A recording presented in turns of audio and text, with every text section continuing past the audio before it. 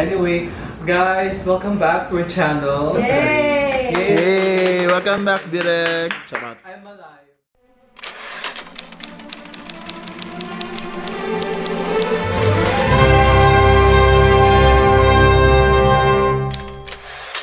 Yeah, atong play, it talks about, it's quite sensitive, it's mental health, no? And I think it's something, the first time I read the script actually, it resonated with me because it's also something I can relate to.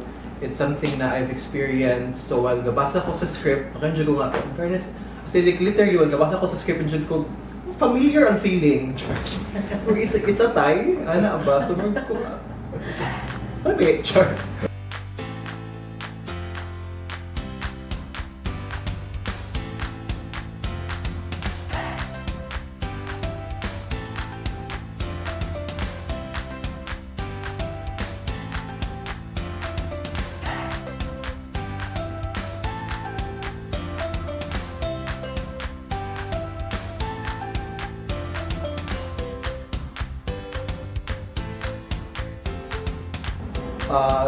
What's moving the play forward is the writing of Emmett, diba? She's as he is saying goodbye to Elsa, diba?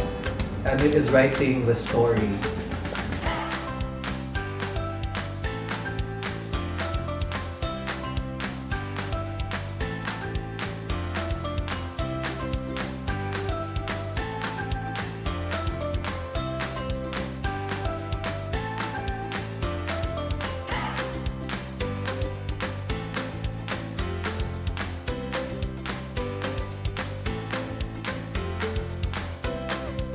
Mo-share lang dito nga it's been a long time since I've last directed a play. Kaya I'm so used to being like a stage manager. Like, I've been the stage manager for the Luz for like 3 years, running 4. And most of my exposure sa theater, aside from my senior play, have been backstage but not directing. So this will be, in a sense, a big task for me, because it's something I have to sort of refresh myself with again.